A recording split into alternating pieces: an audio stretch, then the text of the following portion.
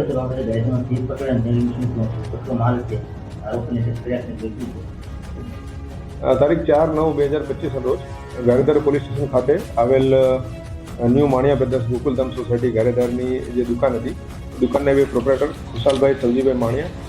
અને જિગ્નેશભાઈ સવજીભાઈ માણિયા એ જેઓ દ્વારા નશાકારક જે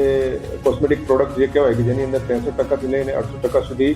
આલ્કોહોલ કન્ટેન્ટ ધરાવતી બોટલ છે, એનું લોકોને નશા કરાવવા માટે અને દારૂની અવેજીમાં લોકો નશો કરી શકે એ હેતુથી વેચતા હોય તેવી હકીકત છે એ ગારેધાર પોલીસ સ્ટેશનના ધ્યાને આવેલ હતી. જે બાબતે ગારેધાર પોલીસ સ્ટેશન દ્વારા 4/9/2025 રોજ ન્યૂ માણિયા બ્રધર્સના વિરુદ્ધમાં જાણવાજોગ જે કહેવાય દાખલ કરવામાં આવેલી હતી તથા ત્યારબાદ એ બાબતે વધુ તપાસ કરતા ગત તારીખ 6/9/2025 રોજ આ જે ન્યૂ માણિયા બ્રધર્સ છે એમના પ્રોપરેટર ખુશાલભાઈ સવજીભાઈ માણિયા તેમજ જિગ્નેશભાઈ સવજીભાઈ માણિયા એમના રહેઠાણ અને એમની જે પ્રાઇવેટ મિલકત છે ત્યાં દરોડો પાડતા ત્યાંથી કુલ 15,47,866 રૂપિયાનો જે મુદ્દામાલ છે એ રિકવર કરવામાં આવ્યો હતો. મુદ્દામાલની વિગત જોઈએ તો એમાં બ્રાઇટ લાઇમ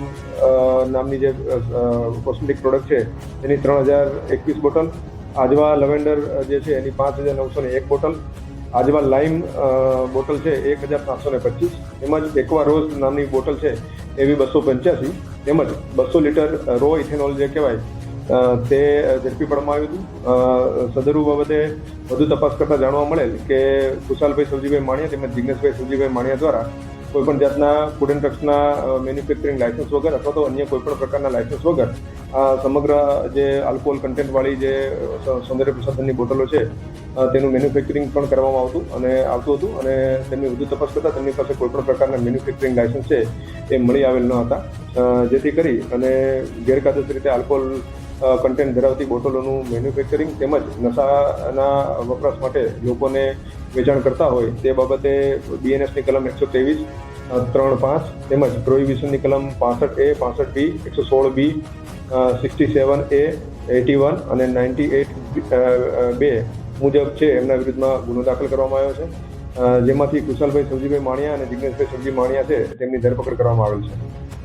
ક્યાંથી લાવતા આપણે ત્યાં તપાસમાં હાલ જે તપાસ ચાલુ છે, જે ઇથેનોલની જે પ્રોડક્ટ છે તે હાલ મુંબઈથી લાવતા હોય તેવી જાણકારી મળી છે, તે બાબતે હાલ તપાસ ચાલુ છે. તેમજ ખુશાલભાઈ અને જિગ્નેશભાઈ દ્વારા જે ન્યૂ માણિયા બ્રધર્સની અંદર અમુક માલ હતો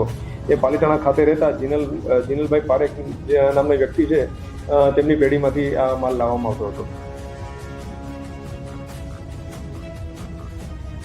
ગુજરાત અને દેશ દુનિયાની તાજા અપડેટ માટે અમારી ન્યૂઝ 7 ગુજરાતીને લાઈક કરો, શેર કરો, સબસ્ક્રાઇબ કરી બેલ આઇકન જરૂર દબાવો.